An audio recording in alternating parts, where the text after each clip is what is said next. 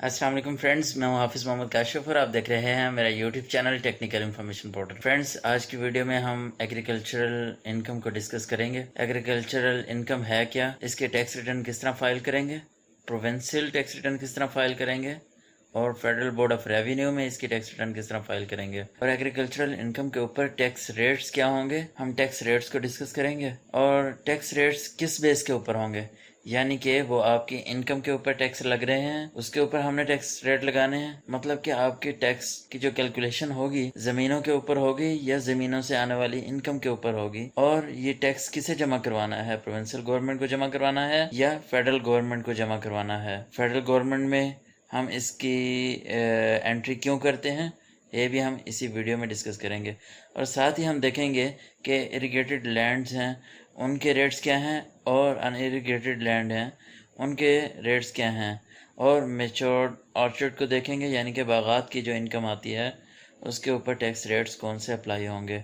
ये सारे tax rates हम देखेंगे और इनकी एंट्री देखेंगे और ये देखेंगे कि जमा कैसे होते हैं, टैक्स रिटर्न्स इनकी जमा कैसे होती है, इसका टैक्स जो है किस फॉर्म के ऊपर हमने चालान बनाकर इसे पे करना होता है। फेडरल बोर्ड में तो आपने देखा था, फेडरल बोर्ड ऑफ रेवेन्यू की जो इनकम है उसका जो चालान बनता है ऑनलाइन जाके बनता है, PSID उसकी जनरेट होती है, उसके ऊपर मैं वीडियोस बना चुका हूँ। और प्रोविंशियल गवर्नमेंट की जो PSID है वो किस तरह जनरेट होती है उसके ऊपर भी बना चुका हूँ।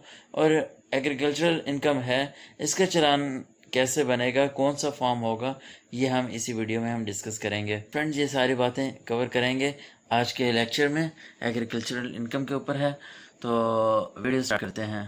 वीडियो स्टार्ट करने से पहले हमेशा की तरह आपसे रिक्वेस्ट करूंगा कि अगर आपने अभी तक मेरे YouTube channel technical information portal को सब्सक्राइब नहीं किया तो सब्सक्राइब ज़रूर कर लें और साथ में दिए गए बेल आइकॉन पर क्लिक भी ज़रूर कीजिएगा। इससे ये होगा कि मेरी तमाम आने वाली वीडियोज़ के नोटिफिकेशन आपको सबसे पहले मिलेंगे।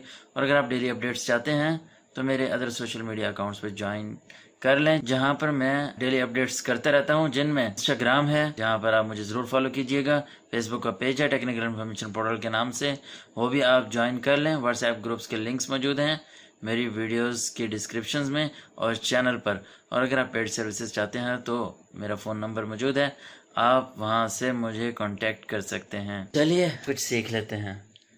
तो फ्रेंड्स, एग्रीकल्चरल इनकम जो होती है उसके ऊपर सूबे की जो गवर्नमेंट है वो टैक्स कैलकुलेट करती है। फेडरल गवर्नमेंट टैक्स कैलकुलेट नहीं करती और ना ही वो टैक्स लेती है। जो आपकी सूबाई गवर्नमेंट होती है वो टैक्स कैलकुलेट करती है, वो अपने रेट्स देती है और हमने ये टैक्स सूबे को पे करना होता है। और जो इसकी टैक्स रिटर्न है, इस टैक्स रिटर्न ऑर्डिनेंस के तहत हमने इसकी टैक्स रिटर्न भी जमा करवानी होती है। और टैक्स रिटर्न किसे जमा करवानी होते हैं, जो आपकी तहसील का AC है उसे टैक्स रिटर्न जमा करवानी होती है।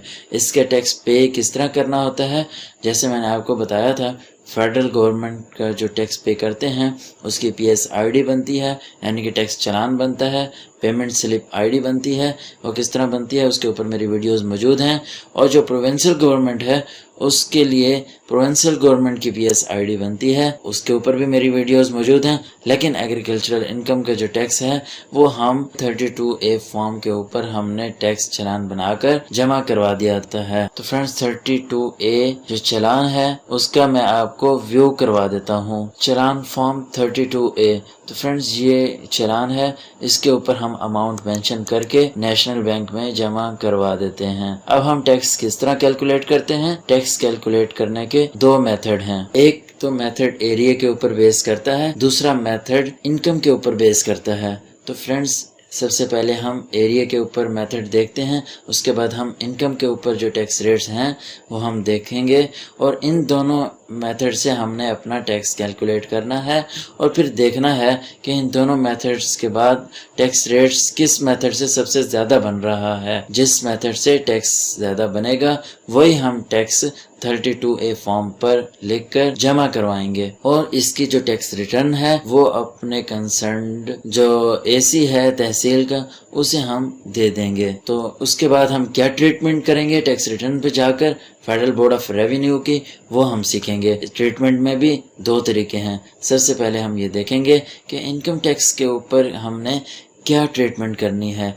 जब हम इनकम टैक्स की बात करेंगे उसके ऊपर हमने इनकम कैसे लिखनी है और उस इनकम के ऊपर जो टैक्स बन चुका है वो कहाँ पर लिखना है और एग्जेम्पशन कैसे लिखनी है, कहाँ पर लिखनी है। और जब हम वेल्थ स्टेटमेंट की बात करेंगे तो वहां पर हमने जितनी हमारी लैंड होगी वो लिखनी होगी। तो फ्रेंड्स अब हम बात कर लेते हैं कि दो मेथड्स इनकम टैक्स कैलकुलेट करने के कौन कौन से हैं एग्रीकल्चरल इनकम के ऊपर। तो फर्स्ट मेथड जो है एरिया के ऊपर बेस करता है, यानी कि आपके पास 12.5 एकड़ से जमीन कम है और एग्रीकल्चरल लैंड है तो उसके ऊपर आपको कोई टैक्स पे नहीं करना होगा। और उसके बाद हम बात करेंगे सेकंड स्लैब के ऊपर। इसकी टोटल 4 स्लैब्स हैं।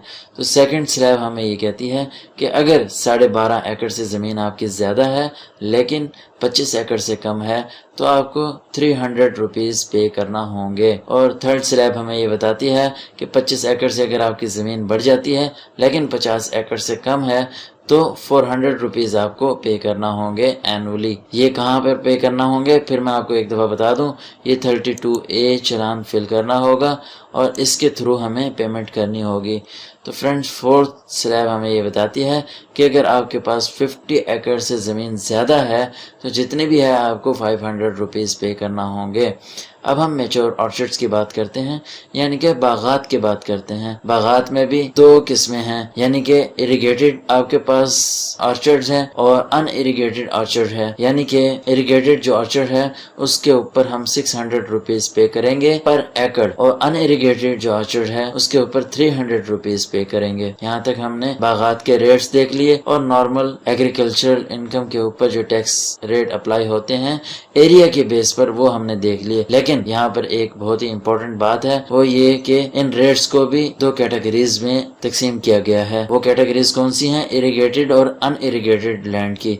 यहाँ पर बताया गया है कि 1 एकड़ जो है वो आपके इरिगेटेड लैंड का है तो 2 एकर्स ऑफ अनइरिगेटेड लैंड के बराबर है। यानी कि हम इसको डिस्कस कर लेते हैं कि इरिगेटेड और अनइरिगेटेड जो कैटेगरीज बनाई गई हैं इसके मुताबिक टैक्स रेट्स क्या बनेंगे। हम सेकंड स्लैब डिस्कस करते हैं। अगर आपके पास अनइरिगेटेड लैंड है तो 12.5 एकड़ से ज्यादा है लेकिन 25 एकड़ से कम है तो 300 रुपीज बनेंगे। लेकिन अगर यही इरिगेटेड लैंड है तो आपका रेट जो बनेगा यहाँ पर 300 की बजाय 600 रुपीज बनेगा। इसी तरह हम थर्ड स्लैब की बात करते हैं। अगर आपके पास 25 एकड़ से जमीन ज्यादा है और 50 एकड़ से कम है तब आपको 400 रुपीज पे करना होगा in case of unirrigated land. अगर इरिगेटेड लैंड है तो ये 800 रुपीज हो जाएगा। अगर इसी तरह आपके पास अनइरिगेटेड जो एग्रीकल्चर लैंड है 50 एकड़ से ज्यादा है तो 500 रुपीज आपको पे करना होंगे। अगर ये इरिगेटेड है तो 1000 रुपीज पे करना होगा। फ्रेंड्स सेकंड पॉइंट इसमें जो है agriculture income is exempt in federal if above tax is paid. तो फ्रेंड्स ये बहुत ही अहम पॉइंट है, समझने का पॉइंट है और टेक्निकल पॉइंट है ये अगर आप एग्रीकल्चरल इनकम के ऊपर प्रोविंशियल टैक्स पे कर देते हैं साल के दौरान और जब आप अपने फेडरल बोर्ड ऑफ रेवेन्यू की टैक्स रिटर्न यानी कि आप गोशवारा जमा करवाएंगे FBR में, अगर आप एग्रीकल्चर इनकम के ऊपर प्रोविंशियल गवर्नमेंट का टैक्स पे कर चुके होंगे तब वहाँ पर एग्जेम्प्ट है। अगर यहाँ पे नहीं करेंगे तब वहाँ पर एग्जेम्प्ट नहीं होगा, वो आपके अदर इनकम में जाएगा। तो ये कैसे पता चलेगा? जब हम FBR के इनकम टैक्स रिटर्न जमा करवाते हैं वहाँ पर इसका कॉलम होता है कि आपने टैक्स पे कर दिया है या नहीं किया, वहाँ पर ये मेंशन हमें करना होता है। दूसरी बात यह है कि जब भी आपका अभी ऑडिट होगा तो आपके बैंक अकाउंट में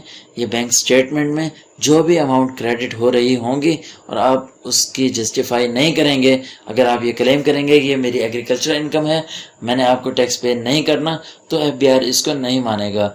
हाँ, एक सूरत में मानेगा जब आपने प्रोविंशियल गवर्नमेंट में एग्रीकल्चर इनकम के ऊपर पेड शुदा टैक्स उसे दिखा दिया। अगर नहीं दिखाएंगे तो वो इनकम फ्रॉम अदर सोर्स में ले जाएगा और वहाँ पर आपको नुकसान ये होगा कि फॉर एग्जांपल आपकी वहाँ पर 10 लाख इनकम बन रही है और 10 लाख इनकम के साथ ही ये ऐड हो जाएगा, इसके ऊपर बहुत हाई रेट चार्ज होंगे क्योंकि आपके ऑलरेडी 10 लाख इनकम है, 10 लाख के ऊपर ही ऐड हो गया है अदर सोर्स में जाकर, तो इसके ऊपर आपको बहुत हाई रेट पे करना होंगे। यहाँ पर क्या है 4 लाख तक एग्जेम्प्ट है, यहाँ ऑलरेडी कोई इनकम नहीं है, सेपरेट हेड है, तो यहाँ पर आप अगर पे करेंगे तो एग्रीकल्चर इनकम के ऊपर आपका बहुत ही कम टैक्स बनेगा। यहाँ पर आप देख रहे हैं 300, 400, 500 ये कुछ भी नहीं है, लेकिन वहाँ पर अगर आप जाएंगे तो आपको बहुत हाई रेट पे करना होंगे, वो आप आपके थाउजेंड्स में जाकर अमाउंट बनेगी। तो फ्रेंड्स ये थे एरिया के हिसाब से रेट्स। हमने फर्स्ट मेथड था, इस मेथड के तहत अपनी एग्रीकल्चर इनकम के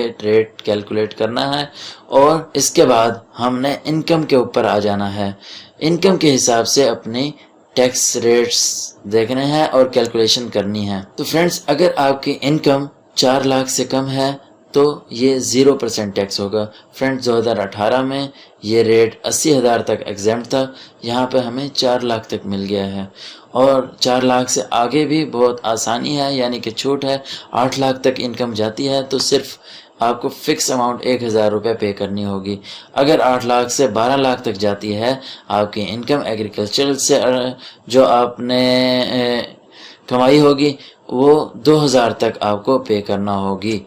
तो जो इसकी फोर्थ स्लैब है वो ये हमें बताती है कि अगर आपके 12 लाख से इनकम ज़्यादा है और 24 लाख से कम है तब आपको 5% से अमाउंट के हिसाब से टैक्स पे करना होगा। 5% किस पे अप्लाई होगा? 12 लाख से जो ऊपर वाली इनकम होगी। 12 लाख तक 2,000 प्लस जो ऊपर वाली इनकम होगी 12 लाख से 24 लाख तक, उसके ऊपर हम 5% कैलकुलेट करेंगे और उसके में 2000 ऐड कर देंगे, वो हमारा टैक्स बनेगा। अगर आपकी 24 लाख से ज्यादा है इनकम और 48 लाख से कम है, फिक्स रेट आपको 60,000 देना होगा। 10% कैलकुलेशन जो होगी 24 लाख से जितनी भी आपके ऊपर अमाउंट होगी, इनकम होगी, उसका हम 10% लेंगे और 60,000 में जमा कर देंगे। और फ्रेंड्स अगर आपकी इनकम 48 लाख से ज्यादा है, जितनी भी है, तो जो ज्यादा अमाउंट होगी 48 लाख से ऊपर वाली अमाउंट होगी, उसका जो ऊपर जो टैक्स होगा 15% लगेगा और उसके साथ हम 3 लाख रुपीज ऐड कर देंगे। तो फ्रेंड इन दोनों मेथड से हमने अपनी कैलकुलेशन करनी है टैक्स की। जो अमाउंट ज्यादा बनेगी वो हमने पे करनी होगी 32A चालान के ऊपर, और इसके टैक्स गोशवारा जो प्रोविंशियल गोशवारा है वो हमने कंसर्न AC को जमा करवाना है। तो फ्रेंड्स अब हम प्रैक्टिकली देख लेते हैं फेडरल बोर्ड ऑफ रेवेन्यू की साइट पर जाकर, वहां पर हम इसकी एंट्री किस तरह करेंगे। तो फ्रेंड्स मैं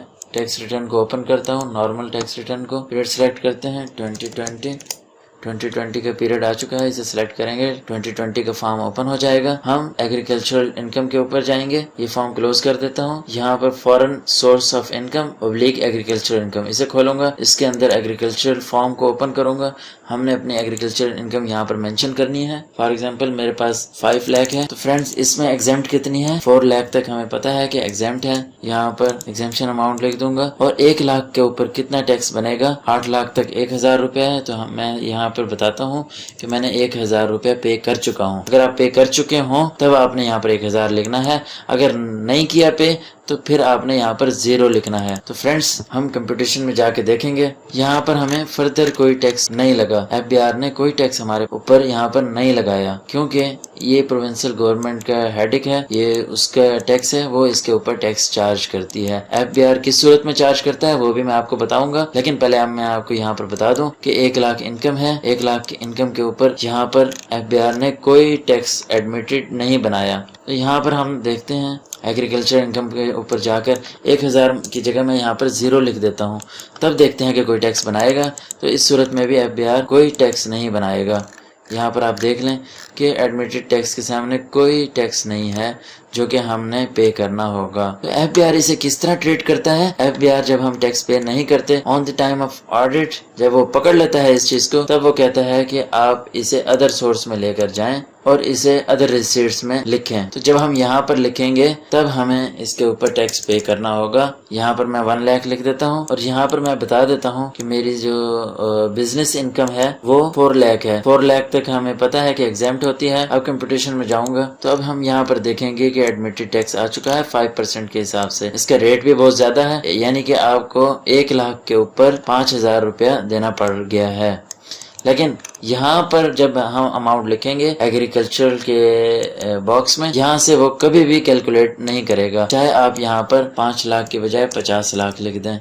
यहाँ पे 5 मिलियन लिख दिया है, 50 लाख लिख दिया है, तो यहाँ पर वही 5,000 रुपीज है जो 1 लाख के ऊपर आया है, जो कि अदर सोर्स में है। फ्रेंड्स ये 4 लाख तक बिजनेस इनकम एग्जेम्प्ट थी, तो इसके ऊपर कोई टैक्स नहीं लगा। इसके बाद अदर सोर्स में 1 लाख हमने लिखा, उसके ऊपर 4 लाख से बढ़ गई, टोटल 5 लाख हो गई, तो 1 लाख के ऊपर 5% टैक्स चार्ज किया। हालांकि हमारी टोटल इनकम जो है 6 लाख हो रही थी, इसमें से जो एग्रीकल्चर इनकम थी उसके ऊपर इसने कोई टैक्स नहीं लगाया। तो फ्रेंड्स जब FBR पकड़ लेगा तो आपकी ये इनकम फ्रॉम अदर सोर्स में डाल देगा, और जब अदर सोर्स में डालेगा तब आपके जो टैक्स रेट अप्लाई होंगे वो बहुत ज्यादा होंगे। मतलब कि जिस तरह आपकी इनकम बढ़ती जाएगी उसके ऊपर टैक्स रेट भी बढ़ते जाएंगे। तो अगर आपने एग्रीकल्चर इनकम ली है तो प्रोविंशियल टैक्स उसके ऊपर लाजमी पे करें। तो फ्रेंड्स ये तो हमने ट्रीटमेंट देखी थी इनकम के हवाले से और टैक्स के हवाले से। अब वेल्थ स्टेटमेंट में जाएंगे, पर्सनल एसेट्स एंड लायबिलिटीज में जाएंगे। तो फ्रेंड्स यहाँ पर फर्स्ट रो ही एग्रीकल्चर इनकम की है, प्लस पर ऐड करेंगे। यहाँ पर हम एड्रेस देंगे और इस यहाँ पर हम लिखेंगे कि एग्रीकल्चरल लैंड है ये हमारी किस सिटी में है वो लिखेंगे, और कितने एकड़ है वो लिखेंगे यहाँ पर, और इस एकड़ का रेट क्या है वो रेट भी हम यहाँ पर लिख देंगे। यहाँ पर एग्जांपल के लिए मैं लिख देता हूँ। फ्रेंड्स एग्रीकल्चर लैंड के सामने आपका सेल एक्टिव हो चुका है। यहाँ पर आपने उस एरिया की परचेज प्राइस यहाँ पर लिख देनी है जितने का भी लिया हो। तो फ्रेंड्स उम्मीद करता हूँ आपको ये वीडियो पसंद आई होगी। अगर पसंद आई हो तो मेरे चैनल को सब्सक्राइब कर लीजिएगा, कुछ पूछना हो तो कमेंट कीजिएगा, और अगर आप पेड सर्विसेज चाहते हैं तो व्हाट्सएप नंबर हर वीडियो की डिस्क्रिप्शन में दिया गया है और आप वो नंबर देख सकते हैं और ये मुझे व्हाट्सएप कर सकते हैं।